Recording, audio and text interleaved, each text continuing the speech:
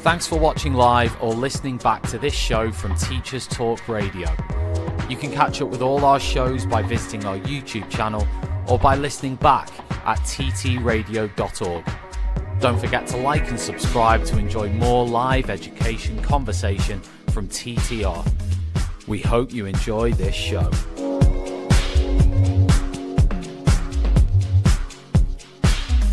Outstanding and world-class vision and world-class this. I'm a real leadership geek, honestly. I've spent my whole career reading books and chatting to people. I just find the whole thing and the announcement, the way it's been announced, bizarre. If you could move away from a model where teachers are so intensely focused.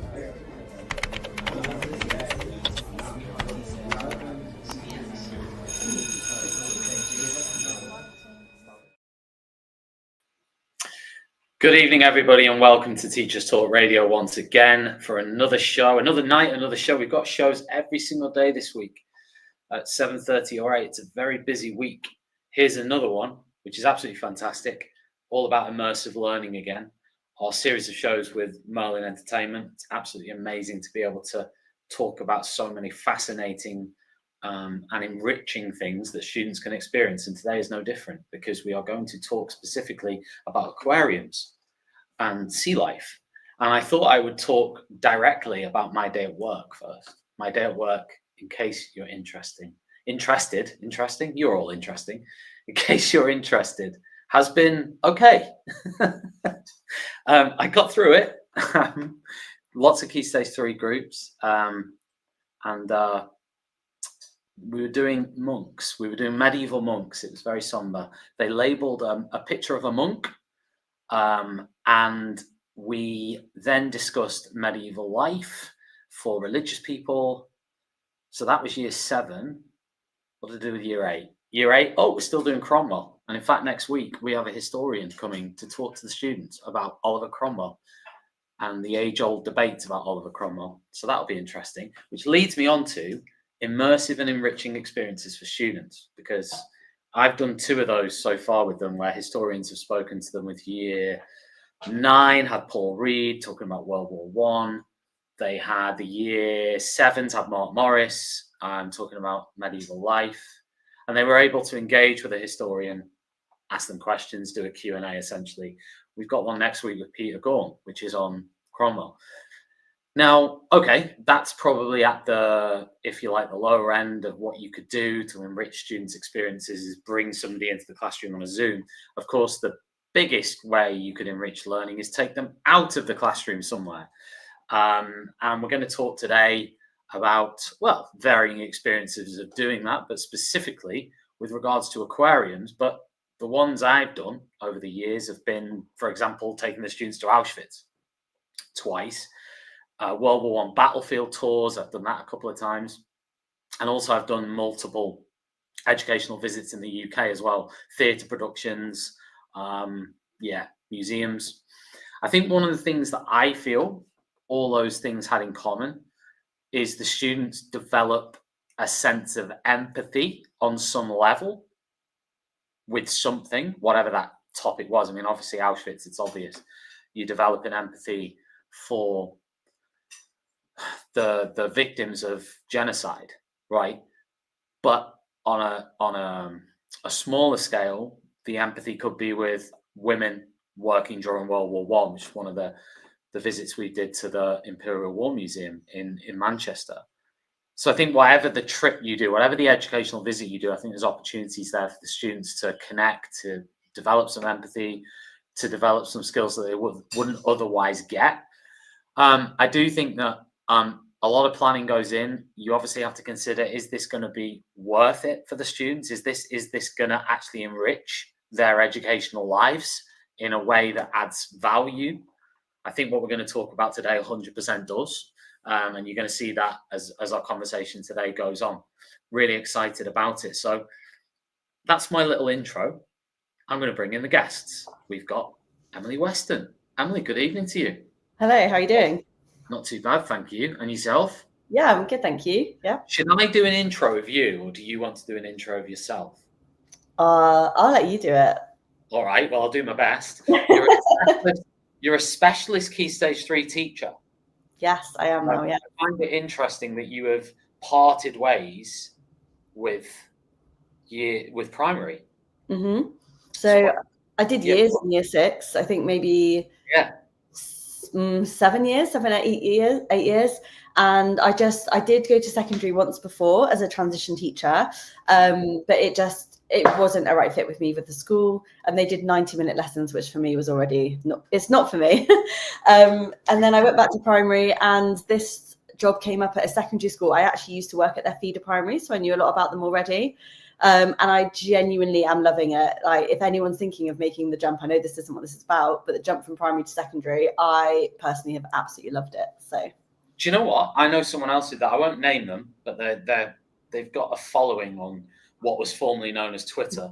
They actually jumped from primary to secondary-ish, and they're having a great experience. They're loving it. They're really enjoying it. So I think it works for a lot of people. yeah, I think what's your downside? Have you got a downside? I think for me personally, it's maybe not having all of my PPA all in one go. I think that's what I've had to really get used to. Maybe just learning how to be more productive within just the 50 minutes rather than having a whole afternoon just to crack on. I think that for me is what I've had to get used to, but it's not a downside as such. It's just a readjustment. Fair play. I mean, the primary downsides for me would probably be associated with snotty noses and sort of, can you wipe this off this sort of questions, and just generally just, get away from me. I also have a lot of patience. You have to have a lot of patience. I mean, you have to have a lot of patience as a teacher, full stop. But I think next level patience. I think the good part is, and again, this is like a perception from outside, because my limited primary experience is going work experience when I did my PGCE and stuff like that, right? But the kids, I guess, at that age do tend to be more joyful about. They haven't hit teenage sort of years yet, have they? So maybe they're a bit more joyful. Most of them haven't. Yeah, most of them haven't. I think I like. Hey, if you're watching this and you're a primary teacher, just feel free to write some horrible comments at me. Tell me I don't know what I'm talking about. Tell me that the kids are not as joyful in primary as they are in secondary. Go on, do it. Make my day. There were some that were trickier, more teenage, shall we say. But I think you really built relationships with them because you had them all day, every day. And I think, that was a blessing and a curse, because if you or a child had had enough of each other one day, you had a whole 4 days left of the week. Whereas, in secondary, it's more of a change of face. But I love them both equally. I think I'm just as happy in primary and secondary, which surprises me. I didn't think I'd feel that way, but here we are. Well, it's not just you, Emily. We also have tonight Suzie. Good evening, Suzie. Oh, we can't hear you again, Suzie. I don't know what's going on with Susie's microphone. Oh, you're back. You're back. I'm back. You can hear me again. There you go. Yeah. Don't know what's happening there. Weird. Right, Suzie, introduce yourself. Tell people about you. Okay, so I'm Suzie Simpson. I'm the Global Education Manager for Sea Life. My previous background, teaching-wise, is slightly different to both of yours. So I come from an FE-HE background where I spent 13 years in a kind of vocational animal management teaching environment. So that meant that we did a kind of half-half theory and practical courses. So we have an animal unit, and then we would teach the theoretical in the classroom, and then we go out and spend half the time working on the animal unit, carrying out husbandry and things like that. So mainly 14 years upwards, and it's up through into degree level. So I was program lead for the zoo husbandry and management program there as well. So yeah. That's me. It sounds like quite a big job. Whenever you put the word global into a job, I feel like it becomes like, to chop that off, right? Yeah, I always think like it's a big job. It is a big job. I would definitely agree with that. We have over 50 sites globally, Sea Life sites. So yeah, I would say there's a lot of us. So, but it's an amazing community to be a part of, and our reach is huge with regards to our educational reach. Our conservation education is. Obviously, we're reaching lots and lots of visitors coming through our doors, and we're able to reach so many. So, yeah, there are huge positives linked to that.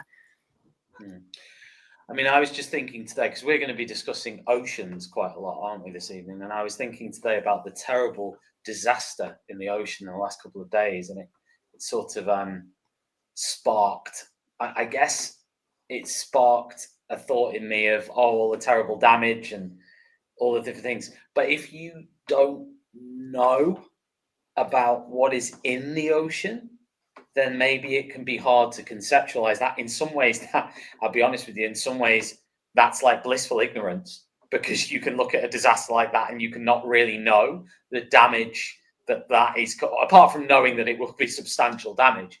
You don't know necessarily the ins and outs of the creatures and how the effect on different ecosystems and all the rest of it. So it has brought it into sharp focus. I mean, saying I'm glad to be doing a show about ocean conservation in light of that is probably the wrong terminology, but certainly I think it's brought it into sharp focus. And the other thing, funnily enough, I now live near the sea. I live in Galicia, and where I actually live is next to the sea. It is on the sea, is literally a 2-minute walk that way. And today, today it is great. And today they saved a dolphin, because a dolphin got washed up. It got attacked by a shark, and it got washed up on the beach. And a fire crew happened to be driving past at the time. They went over there and they managed to get a hoist, and they put the dolphin in a hoist, and then they got a lifeboat to come in, and they managed to get the dolphin into the lifeboat and get the lifeboat out to sea and release the dolphin back into the wild. That happened today. Wow. That's amazing. What are the chances? I know, and now I'm talking about ocean conservation. So I wanted to ask you both, oceans, what are your memories of oceans? Because my memories of oceans are all very good things, like beach holidays, in all UK beach holidays, I hasten to add, after getting out of a caravan. So not like Seychelles, we're talking like Margate and sort of, probably like Calais. It's probably the furthest beach holiday we went to, but it does bring good memories back. South Wales, like Pembrokeshire, Haverfordwest. But I wonder for you guys, when you hear the word ocean, what are the things that come to mind for you? I think for me, my grandpa lived in Barry Island, so I was growing up with the ocean right in front of me. And when we've got family friends who live in Cornwall who I try and visit, and going to like Godreefy Beach and just sitting and being calm. I think the ocean always makes me think of either like that childhood nostalgia of, am I going to go in the ocean or go and win on the 2p machines, or just that calmness of just being sat on a beach and reading and having nothing, like no demands, isn't it? I think the ocean kind of makes you think there's no demand on you. You're kind of just calm and able to just be. So they're quite different memories, but yeah, I think I'd agree with both of you on some of the 2p machines. Definitely there for that. I think driving down to, we used to be in a caravan over the summer period, so we used to go down for the summer, pitch up in the caravan. We'd normally be, we're an island, so you'd often drive an hour and you pitch up the caravan, and we'd be near to the beach, and that was the highlight. And day trips down to Camber or Dymchurch or Hastings, and driving down in the car. And I remember when my dad would sort of say, she's gone to Emily. She's gone to the beach. She's gone to, I'm going to the beach. My dad would say when he saw the sea, and I just remember how excited I was. As soon as he saw the sea, I'd be like, the sea. So then we'd start singing. I'm showing my age now. It's like I do like to be beside the seaside, but we'd sing it really loud, and then we get down there, and of course, paddling, rock pooling. But I lived in Cornwall as well. I lived there for several years doing my degree, and just being out on the headland, seeing seals, harbour porpoises, just all really good well-being kind of stuff, really positive and really lovely. But I think this is something that people talk about is it's been researched recently that's talked about marine identity, and how we all have sort of links to the ocean somehow, and they may be positive or negative, but we all, like, if we think about how we connect ourselves with the ocean and what our memories are, like, I think everybody should think about that. Like, what's your marine identity? How do you connect yourself with oceans? I think it's pretty cool. I love it. And scientists say 80% of the planet's life I'm not sure whether they say originates, but is generated in the ocean. 50% of the Earth's oxygen comes from the ocean. So I wanted to ask, and I'll ask Emily this, and I will input. How aware do you think children are of the role of the ocean in their day-to-day life? I don't think they're super aware of how it actually affects their life or the facts that you've just said. I think whenever the oceans come up when I'm at school, it is to talk about either a holiday they've been on or they're all obsessed about plastic in the ocean, but exclusively plastic in the ocean and the straws with, affecting the turtles. I don't think they know about all the life that's in there.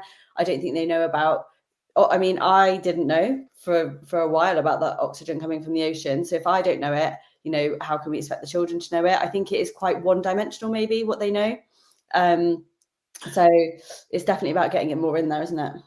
I mean, it's part of that because teachers maybe don't have time to delve into it as much, or they don't prioritize it as much as maybe they could, or even should.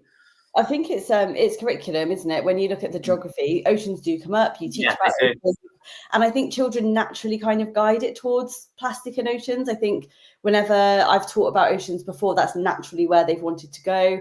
And you can mention other things to them. I've showed them like the coral reef in Australia and how that's dying, and you can bring up other things, but ultimately they just want to save the turtles from having straws up their nose. That's kind of what their understanding of it is, because that's what's so widely, I think, communicated at the moment. There was a lot about that. That's what they know, and therefore that's kind of what they center in on. Yeah, I mean, in some ways, there's nothing wrong with centering in on what the students are most interested in. However, you do need to be a bit careful because there's a big sort of topic out there to be explored, isn't there? There's lots of different facets to it. And even exploring this myself in advance of us chatting, I was sort of taken aback at how little I actually knew and how maybe there's a lot of things that maybe the students don't have access to or don't consider doing or thinking about. Maybe, Suzie, I don't know whether you have thoughts on that, because I was going to ask, well, it's not really a controversial question, but should ocean conservation be compulsory on the curriculum?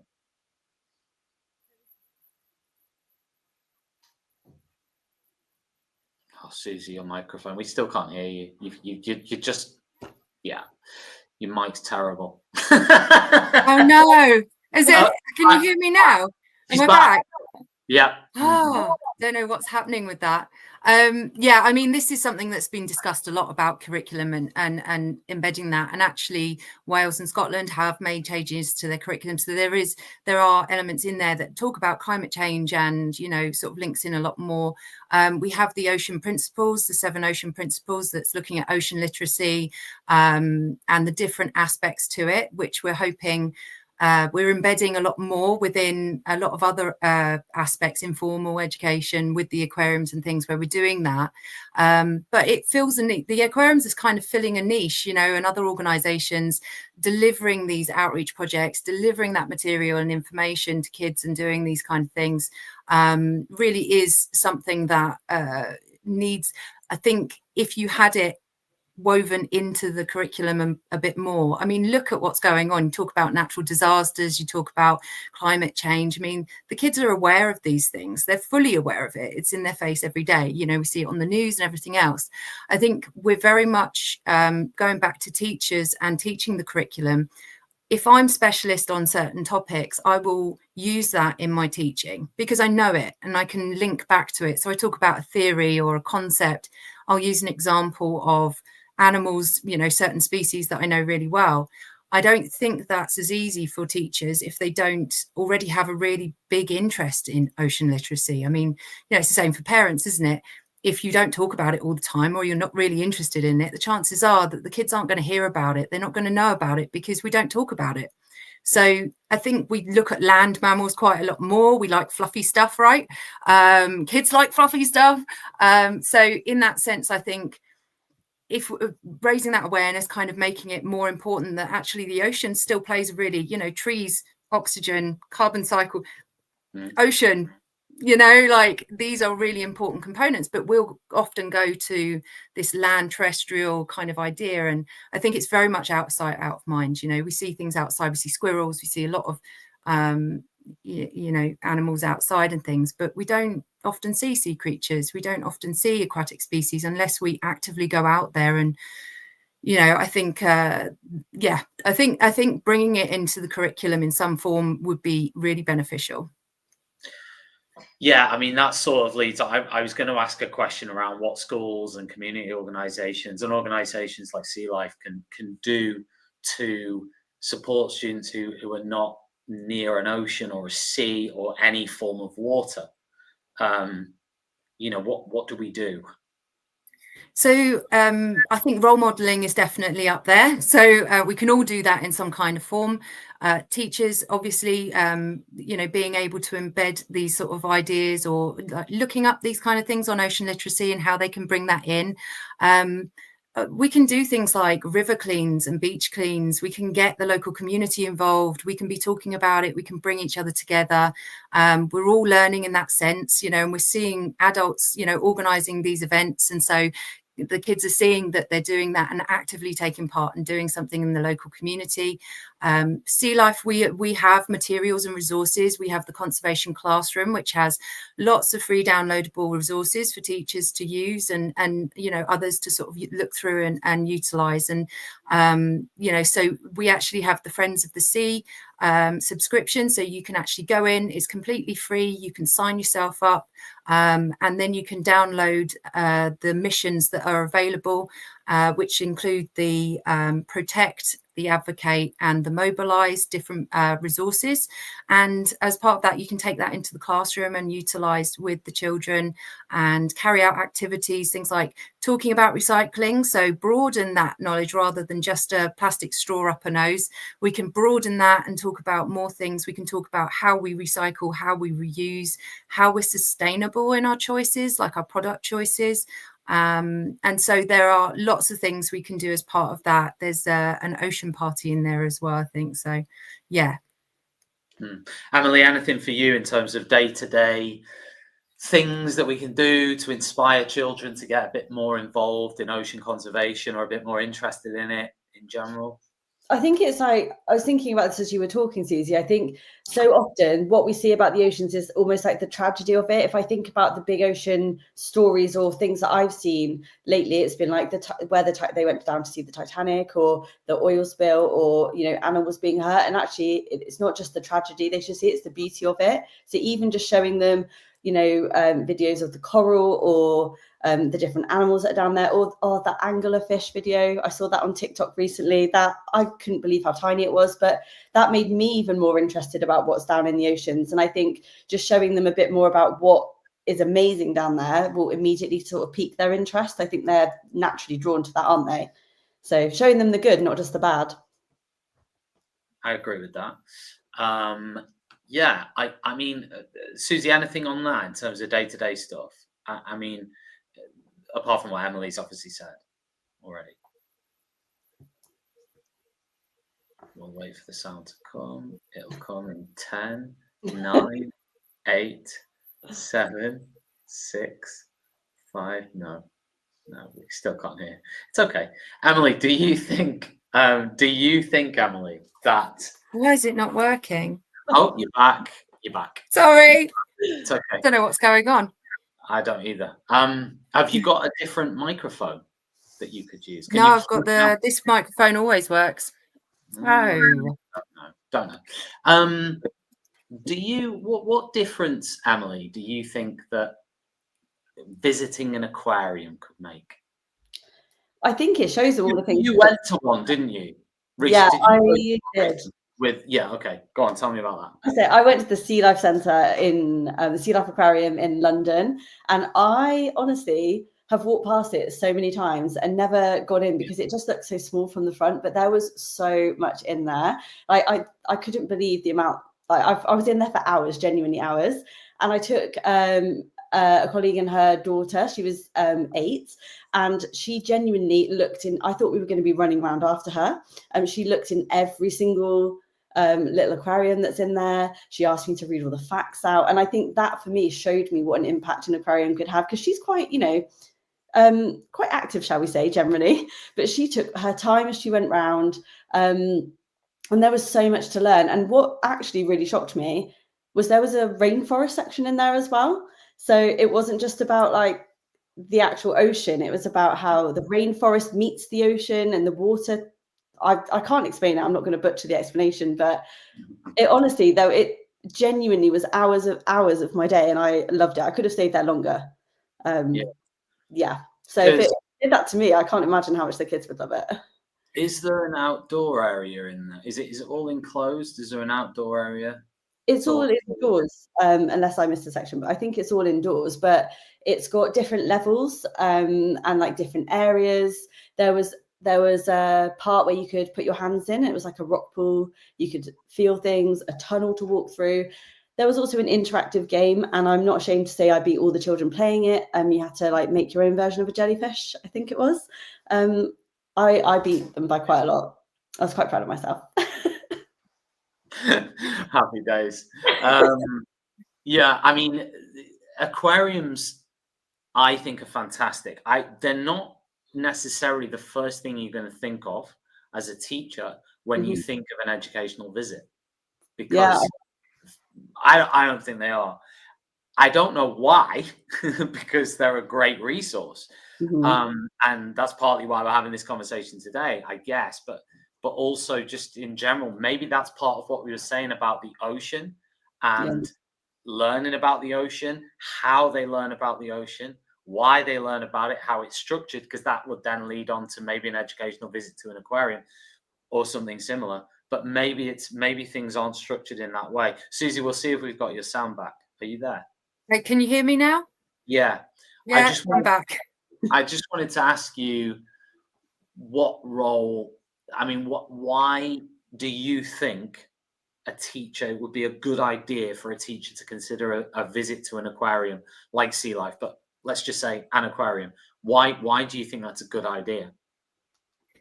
I mean, there's lots of reasons. It's an environment that's really engaging. It's it's an excitement thing. You get excited to go along to the aquarium. It's a place where actually you're going to see animals that you probably either children won't ever see, which some kids may not ever see these animals in the wild, but also it's just super motivating for them. I see them when they come in, they race over to the areas, and it basically could be just, it's just a really exciting environment for them to be in. It's reinforcing that learning that you're doing in the classroom. So when you're talking about these things, you go into the aquarium, the teachers are able to go, well, this is the animal we were talking about. And why don't you see, what are their conservation threats? How do they move? What do they look like in the water? How, all of these kind of things that you can kind of talk about and reinforce all of that information you've been saying in the classroom. And this is like strengthening the neural pathways, right? It's like going back over information and then building on those foundations. So I find that it's just such an exciting environment. The kids get so excited about seeing all the animals because it's just there is a wow, and that's a part of what we do, is amazing discovery and wow moments. So yeah, I think we hit that when we're bringing that closer, bringing that real life to the children. And that's building that empathy too, right? You were talking about earlier. Yeah, because I guess seeing a creature, I was going to say in the flesh, is that like a human statement? I don't even know. But seeing a real creature instead of just a photograph or a video, it does make a difference, doesn't it? I mean, in terms of just understanding and seeing it. More so than maybe in another domain. I feel like it's because it's a living creature. It's different, isn't it? Yeah, I think that there's some amazing filmmakers out there creating some incredible footage, and delivering that through our TV screens, through streaming or whatever it might be. We've got some incredible stuff going on there, and David Attenborough, iconic. I knew you were going to mention it. Do you know what? I'd written a bingo card there. and we've just crossed it off. David Attenborough, you mentioned him. Do you really? Did you? Yeah. But if you think about some of these programs and you just think these people are making, they're drawing attention to these things.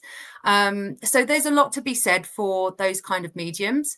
But really being in an aquarium and feeling that environment, I mean, there's a sense of, it really is for a lot of people, it's a well-being thing. You're in there, the sights, the sounds, the low lighting, you're actually feeling like you're underwater with those animals. And that is a really magical feeling for children who haven't ever, they may not ever scuba dive, or in the economy now we really don't have much money for trips abroad or things like that. And so bringing that experience to immerse yourself, be under the water and be there with them, is just something you can't really get unless you're out there in the wild doing research and all that kind of wonderful stuff.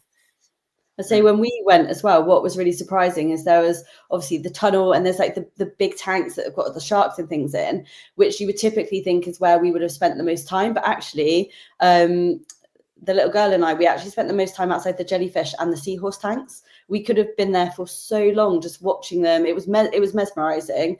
And jellyfish, with the lighting they put in there, they genuinely look beautiful, which you would never think about a jellyfish, I don't think, without seeing them there. So it was surprising, actually, the areas that we did spend the most time in.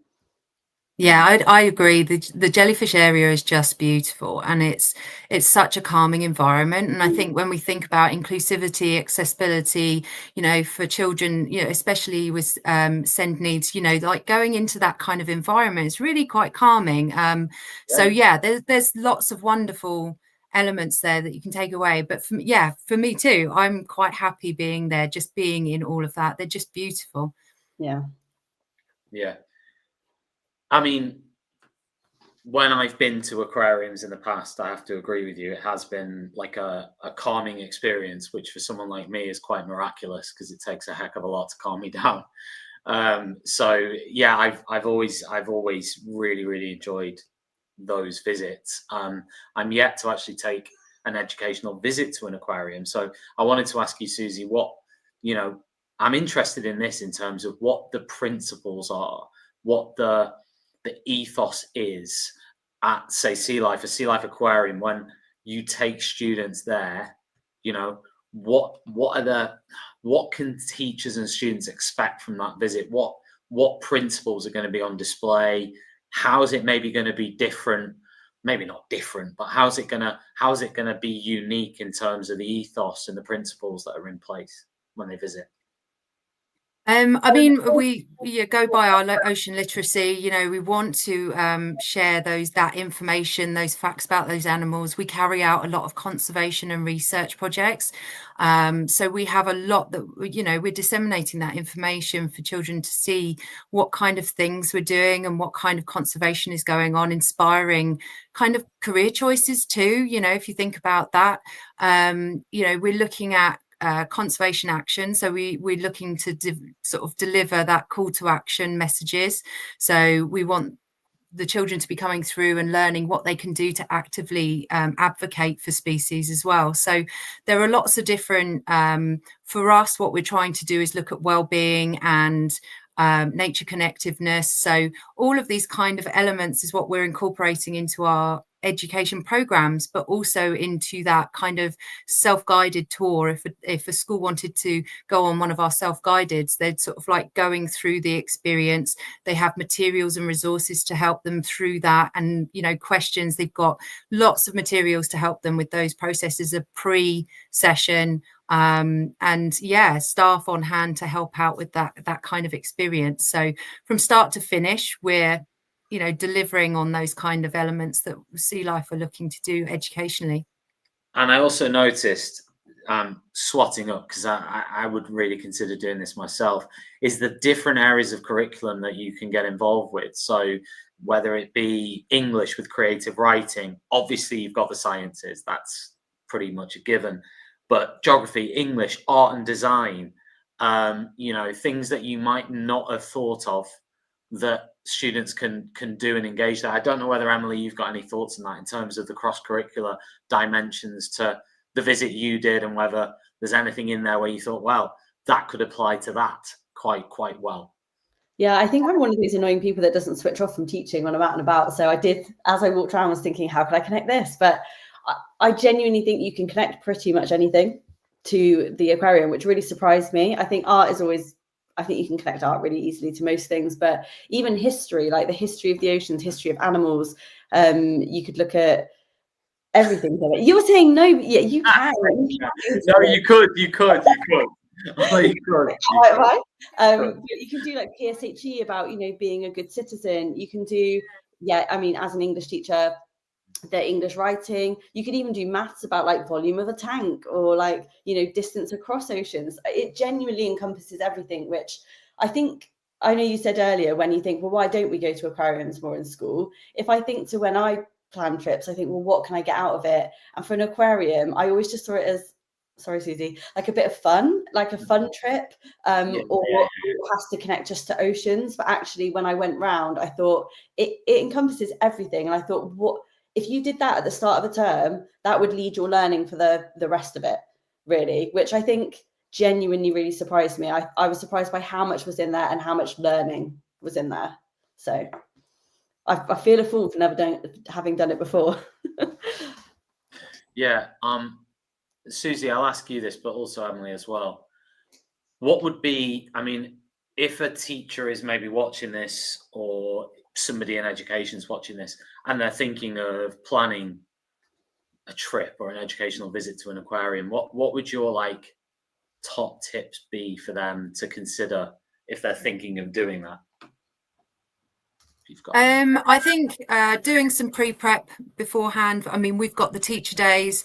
This allows you to be able to contact the hub, do bookings. You can go through for the teacher day. That allows you to do a risk assessment, so you're able to check out the facility and see what's available. If you want to book workshops or any elements like that, then you can just go online and do that through the booking hub. You can also talk to the site directly if there's any particular questions, then they can redirect you through.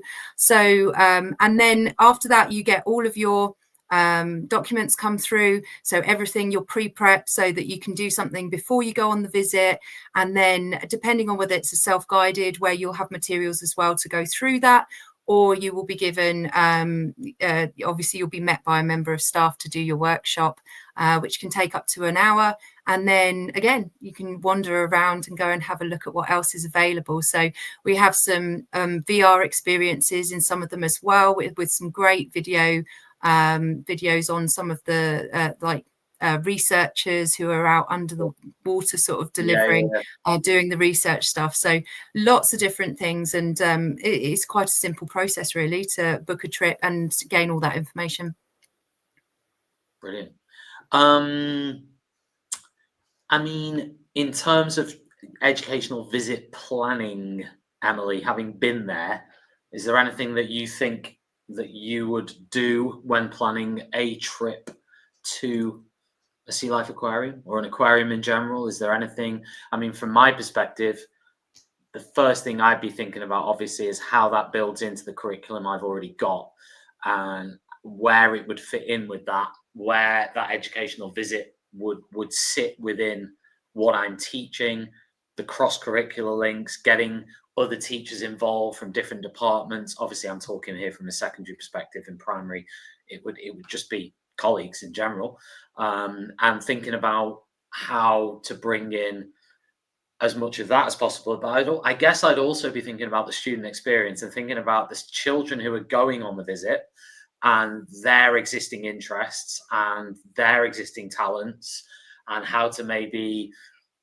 create opportunities for them to make links and connections with their talent or interest during the visit. And thinking about, okay, John is really, really interested in X. How can we present an opportunity within this educational visit for John that is specific for John?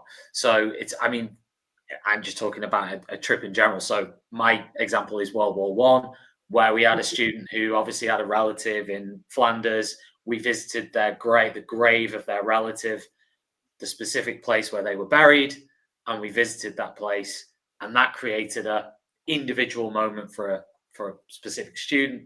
Obviously, in a trip like this, it could be a specific interest in a particular creature, or it could be a particular interest in a particular thing. You know, how even art, if a student is specifically interested in art, how can we bring that in for them in the visit?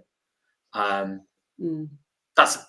was me going off on a tangent about things I would be thinking about when I plan an educational visit in general, but specifically in this case, you know, how we can make it. I say individualized, you can't because you've got a class group with you, but at least thinking about, you know, what the students are interested in.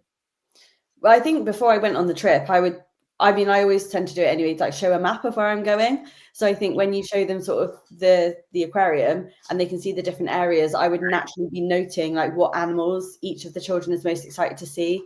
And then I think even when you're there, you can be like, oh, I don't think of any children's name, like Molly, this is where the jellyfish are, or Sam, this is where the penguins are. And I think I would just sort of note what they're most excited about and almost guide them to that. You know, I would even think about in primary, can you pair some classes up? So naturally, I think we always take like just year 6 on their own. Could it be that you take year 6 with the reception class and actually they get to see the wonder and the joy of the reception class and almost be the experts themselves? I think that would be really lovely. And I don't think it's done enough, actually. I think we either do a whole school trip or just a class trip. Why not just join up 2 of those areas? EYFS are very good at doing oceans and, you know, children-led learning. So why don't we take them with year 6 and get them to, and then they get to be the role of the expert. Can they read the signs to the younger children? Can they tell them what's in there? I think that's the angle I'd be going on, because it would create that awe and that wonder. And actually the cultural capital that they'd be getting from maybe seeing things they haven't seen before. So, and I noticed, Suzie, correct me if I'm wrong, but on the website, in terms of the facilities, resources, different things that are available, there are things that are like suitable for year 6, but also suitable for early years. There's quite a range in the offering, rather than just, hey, it's primary or it's like secondary. You know, it's very specific, isn't it? Yeah, for sure. And we've got a wide range of variety, you know, a variety of resources for schools to use. So I think it's about offering options, because we recognise that teachers know what they're doing and want to be able to slot things in as to what they're doing. So if the availability is there and the options are there, they can make those decisions themselves: what will work, what won't work, what the children differentiate in as to what the children will want to do, or what's more exciting, and give options there. So yeah, lots of variety and options for teachers. I wanted to move on a little bit and talk about careers, because I think there's an element there in terms of jobs in the world of work. Working in the area of marine conservation or oceans, you know, do you think students are generally aware of the different jobs that are out there? I'll be honest with you, I'm not. I honestly don't have a clue what jobs, other than working at an aquarium or working at, perhaps, I'll tell you, this is stupid, but working in on like oil rigs, like, which is it's terrible. I'm being a marine biologist, so just like studying it, but in terms of careers, very limited knowledge.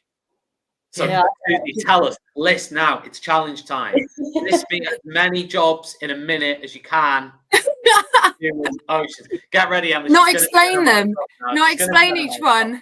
She's going to turn a mic off. Go on. As many jobs as you can in a minute. Oceans.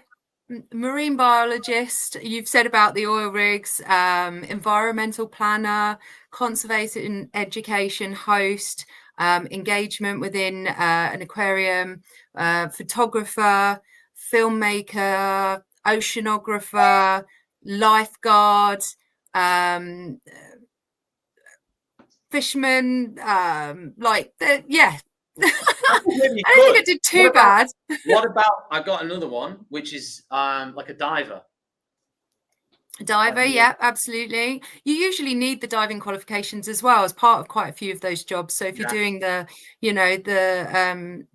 oceanographer, going collecting some, or marine biologist, or any of the filmmaking and things like that, you'd need to have some kind of unless you're above with a camera dipping in the water. But yeah, but I don't think this is I don't think this is something that a lot of children or, you know, people are aware of, what the different jobs are around oceans. I don't think it's something that's often talked about. Again, you know, it's one of those things that we're not as familiar with. It's quite specialist as to, like I say, ocean conservation and those kind of jobs. It's just not part of your mainstream. We talk about vets and doctors and nurses and working in a library or whatever it might be. Like, there's lots of different careers, but I don't think working within the ocean environment is something that we often talk about. It's just not the mainstream. So it is something that we do need to like talk about a bit more, especially secondary, because you're going into careers. We've got the Gatsby benchmarks, like we're talking about that a bit more with the kids. They're looking at the direction they're going, they're making choices for options and things. So understanding that maybe you need to have the sciences, you need to get your English and maths, or you need to, you know, focus on these topics in order to move up into those kind of jobs. I think that's something I saw with university students. We took them on a trip to London, and 3 of my students were very much interested in aquatic species. And by the time we'd finished doing a behind the scenes, we've got a kitty cat, behind the scenes, learning about nutrition, quarantine, filtration, all of these things on a large scale, we got to the end of the trip and they were like, we just didn't really know we could do this kind of job. And I said, well, you're zoology students and you didn't realize you could. So it goes to show you that even in that sort of animal management or zoo, you know, they didn't even realize they could do those kind of things and what it entailed. So it goes to show you, really. No, absolutely. What skills do you think children need to develop to do these sorts of jobs? Are there any common skills or things that you think they need to be able to do? I think really it's again, you know, having that core knowledge is like your sciences, your chemistry, you know, biological sciences. We know that anatomy, physiology, the way biological organisms work, ecosystems, you know, how they function, you know, the different components to it. So I think there's lots of that kind of theoretical. When we talk about practical skills, once they start getting older, you know, you can gain dive qualifications, you can go snorkeling, you can do swimming lessons or continue to swim and hone your skills if you're wanting to be in the water and doing certain things. And I think, you know, English is really important and maths for your data analysis and research and your writing skills in that sense, if you're looking to move up in academia and go through into these kind of things. But volunteering is a big thing in the industry, you know, going and gaining some work experience, learning on the job, practical skills. Some learners, we all learn differently, right? We have, you know, got your learning styles. So I'm very practical learner. So actually doing practical stuff, I pick up really quickly. And that's the same for some of our children. Will be much better on the job. They may not necessarily feel very academic, and they actually are much better in a practical setting and learn on the job skills and then move into that position as a result. And that's where we see some of our aquarists coming through. You're on mute, Tom. That makes perfect sense. So what I wanted to ask next was about the teaching resources. I'll ask Emily a little bit about this as well, but you know, when it comes to the resources that are available, and I'm just going to pull up this image actually again of the Sea Life homepage. So there's quite a lot of stuff that a teacher can tap into here. The mission, which I've just joined, you get your mission cards, which looks a bit like this, your challenges. You've got protect, advocate, mobilize, expert, which I think, Suzie, you said wasn't out yet. But no, you get the subscription, and then protect, advocate, and mobilize are all available to download. And then expert is going to be released soon. Brilliant. So step 1, you just have to sign up for the challenge pack, which you can do by visiting the address, which is on screen now. Visit sealife.com/UK/schools. You can get the pack. Step 1 is obviously just click that button that says request your free challenge cards and teacher guide. Input your email address in there. Then you can select your mission. You can have a look at the challenge cards. Let's just take that banner off so we can see that. And yeah, if you do work with the students, you can share it with Sea Life, right? And yeah, they might share it somewhere, and then the kids get a bit of a shout out, which is pretty cool. But obviously, coming back to the main homepage, just to tick, because the free classroom resources, they're really cool. I was really not this. I do not mean this in an offensive way, but many providers out there, maybe there are some providers out there where the free resource section just tends to not be great. Whereas actually I was looking at this and it is really, really nice. It looks good. It's simple. It's easy to access. It's easy to adapt. So it's not something I don't know whether you want to feed in on that, Emily, from your perspective. Yeah, I think very similarly, I think the resources are of a high quality. I think there's a good range there. I think it's really useful as well that the ages are on them, because sometimes I end up trawling through a lot of resources that don't actually suit the age that I have. And they do actually go all the way up to age 13, which I thought was really interesting as well. But yeah, I really loved the range and the quality of them. I agree, Tom. I think sometimes you see the word free and you think, oh, I don't know how this is going to go. But actually they're quality free resources, which you could either use as you went round. Like I could easily make a work pack of that for as you go round, or in the classroom, having been or not been to the aquarium. I think they're just as useful. And I love that it's called the conservation classroom as well. I think it just changes it from just being an activity that they're doing to feeling a bit more empowered with it, I think. And you know, what makes a classroom a conservation HQ? Maybe Suzie can answer that, but Emily as well. What makes a classroom a conservation HQ? I'll just jump in with the first bit with the resources. I love that it's got the manifestos on there. I think that for me starts making it into a conservation classroom, not just having resources, because it's actually getting to make, if I remind myself, I think it's like getting to do things like be respectful with wildlife and things like that. And they have to sort of say that they're going to do that.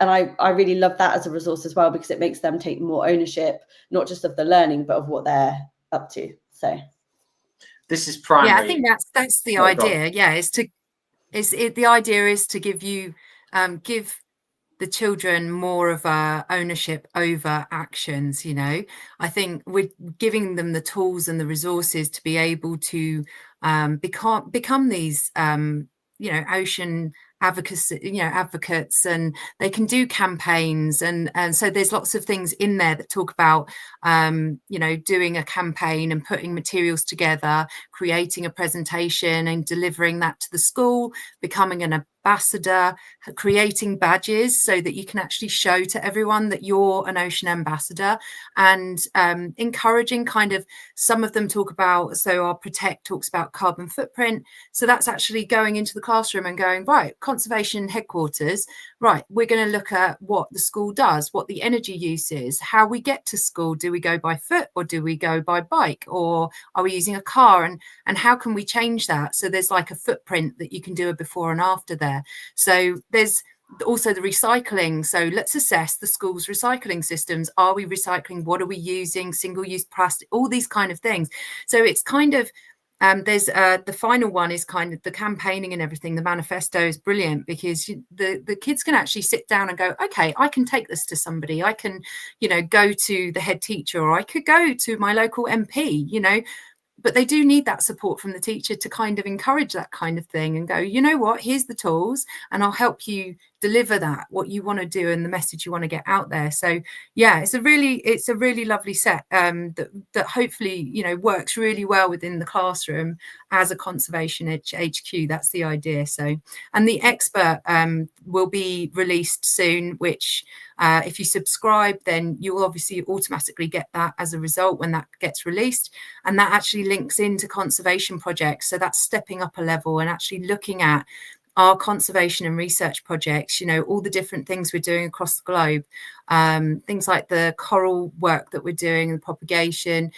We've got rescue and rehabilitation. We have our seals being rehabilitated and released in Scarborough, Hunstanton. So like having videos from the sites actually talking about the project. So lots of things to like broaden out your conservation HQ classroom and really build that story for the children.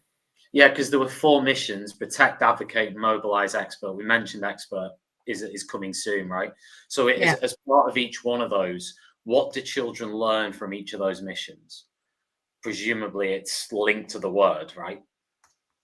Yeah, so they're becoming those, you know, they're learning to protect. How can they protect? Well, it a lot of this is about giving them actions. You know, how can they actively take part? You know, we bombard children with sort of, you know, the climate change and all these things that are happening, but this is actually giving them tools to actively take part, and this is creating those behaviors for. So if you look at the World Association Zoo strategy, looking at behavior change, so we're talking about, you know, how do we change what we're doing, because we affect the ocean impacts us. So what we're saying to kids are, you can positively contribute through these projects, you can actively do these actions, and this will help protect our oceans and protect our planet and contribute to conservation. So that's what we're doing, is kind of giving them that chance to. Kids love to get in charge of things. They love having a project, don't they? They love to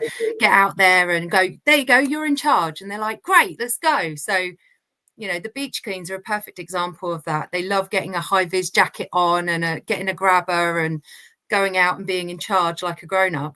So yeah, really great practical ideas in there.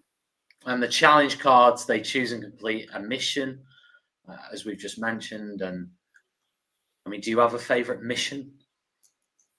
I would say I like advocate, because I really want an ocean party.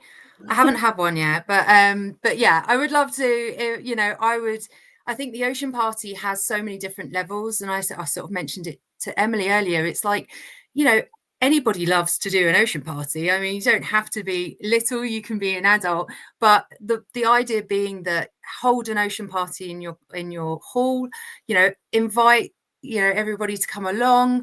You can get friends and family involved. You're sharing those messages, you're creating decorations out of sustainable recycled materials. You know, people take food away afterwards, so there's no food waste. Fundraise off the back of it, so you can send that to a charity and you can contribute to ocean conservation.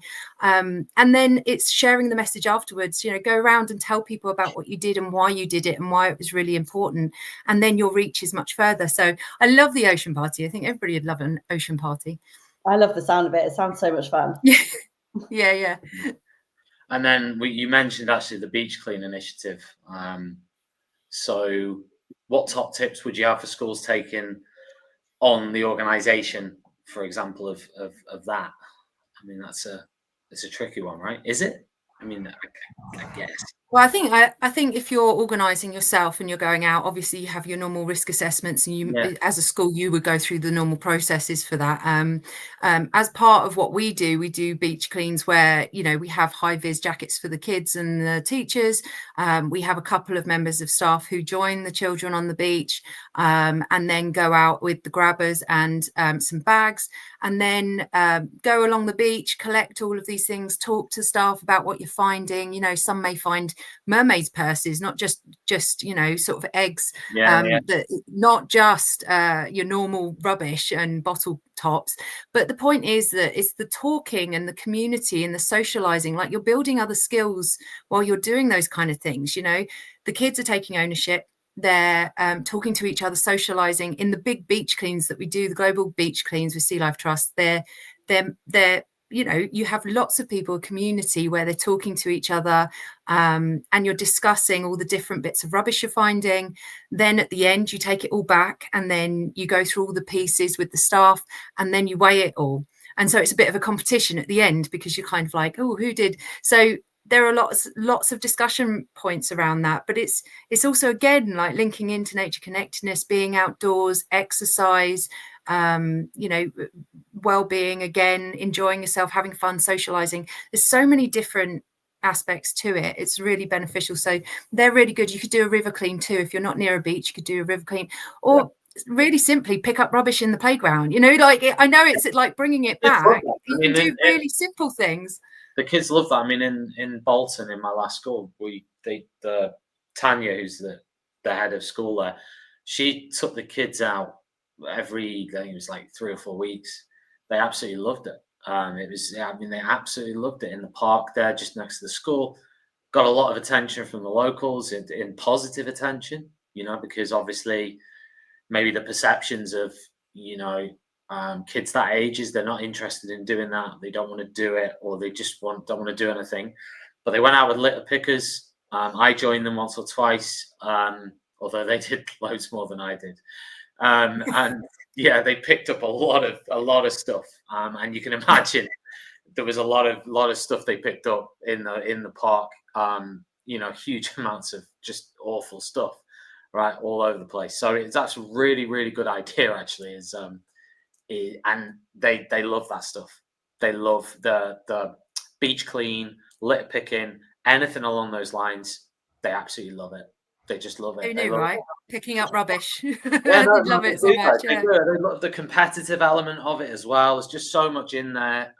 And also, I think they do have a growing awareness of climate issues, the environment.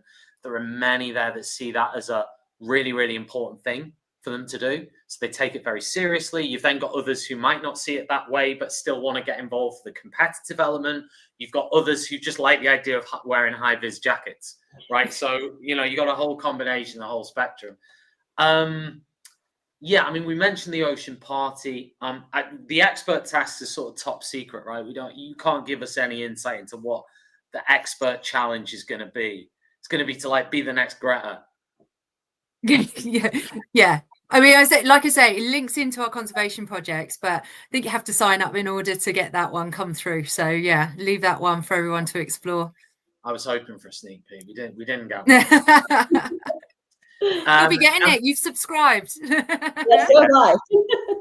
Well, there you go. Yeah, I'm going to get them soon. I'm going to see exactly what it is. So, okay, Emily, I mean, from everything we've discussed there, what do you think the children could gain from things like the ocean party, things like the beach clean initiative? What can students gain from that?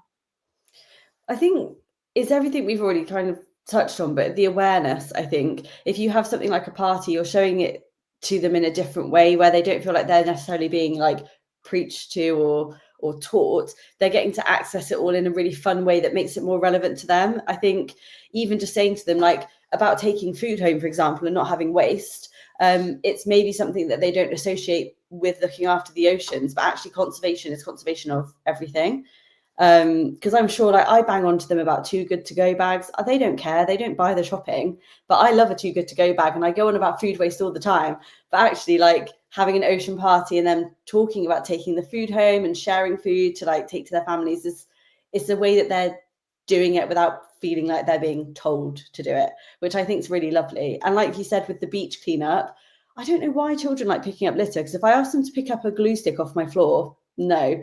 But the second you're right, you get those little clippy things involved in a high-vis jacket, they're really into it. So yeah, again, I think the challenge is just to introduce a new way of seeing conservation and being part of conservation without just being told about it, which I think just changes the dynamic of their interaction with it, doesn't it? Yeah, and also, Emily, in terms of being able to join up with sea life experts, you did when you visited, Mm-hmm. The local element to it, global conservation projects, the expertise that's there. I mean, that's a benefit as well, isn't it? Yeah, absolutely. I think, especially as a primary teacher, I know I used to say about myself all the time, I was the jack of all trades, master of none. And I think this is such a good, a good opportunity to use masters within the classroom and have those experts helping. I actually didn't know about the beach cleanup and things like that. And that's something that I would definitely look into. So if you've got experts there with you while you're doing the clean, I can't imagine the wealth of knowledge that they would have to share with the children that I would love to have, but don't have. So I think, yeah, absolutely utilize any experts you can get your hands on, and Sea Life have loads. So it's epic. So, Suzie, I wanted to ask you, it's not just about the kids. We are Teachers Talk Radio. So tell us, someone like me who doesn't have a clue what's going on, right? How can I learn more? How can teachers get something out of it for their knowledge? I mean, I suppose the obvious answer is they go with the kids and they get it that way. But is there anything specific to the teachers that you think you would share? I think other than the experience yourself going along and taking the time, because I have seen many school groups come through, and we have a nominated person with a small group and everybody's trying to move through, and it's tough for teachers to be able to, you know, take in the environment and learn those kind of things. So I think having an opportunity to go and do that on the teacher day and be able to go around properly and be able to actually read about things and, you know, have a look through, it is a really good way to do it. But we have conservation evenings. Quite a few of our sites do regular conservation evenings throughout. So London's doing some in the next couple of months. Brighton's got some coming up. So we have conservation evenings that are after hours, so after dark, which is quite special in itself, because, you know, going to the aquarium after dark is pretty cool. And it's a sort of, you know, it's not nearly as expensive, it's discounted prices, and normally there's a donation to the Sea Life Trust as part of that event. But the point is that you go and there's a couple of speakers. We have conservation organisations that come in, and you have these researchers, and they'll come and talk about their projects and the conservation that's going on. And usually, if it's not sort of a wider organisation, it might be a local organisation that links to that site, and they talk about their projects and what's going on and how people can get involved. And actually, it's a really good opportunity to for people to ask the speaker if they would do a talk for their school. I think it's a really nice opportunity for teachers to come in and have a listen, hear some of the projects they can link into the work they're doing, but also say to them, would you mind doing a talk for our school? What's the harm in asking if they do that? And you might even have somebody talk for your school and talk, you know, to your classes. So lots of opportunities in that sense, I would say, for sure. Brilliant. Right, just to finish up then, Suzie, I wanted to ask you, if someone's watched this for the last hour and they're thinking, okay, I want to go for this, or I at least want to explore it. I certainly do. Even though I have an ocean, which is literally, in fact, there's an aquarium where I live. It's literally there. Right? I haven't been yet, but it's literally 5-minute walk there. But if somebody's thinking, I want to incorporate this into my curriculum, I want to maybe plan an educational visit, what's the first step? Do they just contact you, or is there something So head else? to the website. I would head to the website first, go and have a look on there, have a look at the different resources that are on there and what's kind of, you know, what you could utilize. And then you can book through the website. So that's, you know, you go through the process, complete the process online, and then you'll be able to carry out that. You'll get further details and further information as a result of that. So it's triggered as a result of you filling that out. There's a lot of information on the site already with regards to admission prices. You can go directly to the different sites. So for example, if you go onto the main website, you'll be able to go to London or Brighton or Birmingham, Manchester. I could go on and select the site that's closest to you. And then, it really is a simple process to get booking in and, you know, starting that journey to making a trip. So just an additional, Tom, actually, because you talked about history, Brighton's got one of our oldest, you know, buildings. So there are actually historical talks and things. They have a group that go around and actually look at the building and the structure of the building. So again, just builds in, you know, there's lots of different elements to look at. You've been waiting that whole time, haven't you? The whole time. Like, I'm going to drop the building bomb at the end. I'm going to be like, at the animals. He's a history teacher. Look it up. Forget the creatures. Let's drop something about old buildings. You know, away to my heart. That's brilliant. No, fantastic. No, brilliant. I mean, listen, there's so much there to explore and to sort of think about. It's been a real pleasure to talk about it with you this evening. Thank you, Suzie. Thank you, Emily. We will be posting this show as a podcast, of course. If you prefer to just listen to it, then you can do so on Spotify, Apple Podcasts, all the other places that you usually get it from. And yeah, TTR wise, we'll be back tomorrow with more shows. Every single day this week, it's a busy week. We've got loads coming up, talking about the VAT private school policy. We're talking about A-levels. We're talking about coursework. We're talking about the topics are endless between now and Friday. So definitely give us a follow, a like, and a subscribe wherever you get your podcasts from. We'll be back soon. And of course, one final shout, visit sealife.com/UK/schools. Get over there if you want to plan your visit to an aquarium. Thanks, everybody. And we will see you very, very soon. Bye.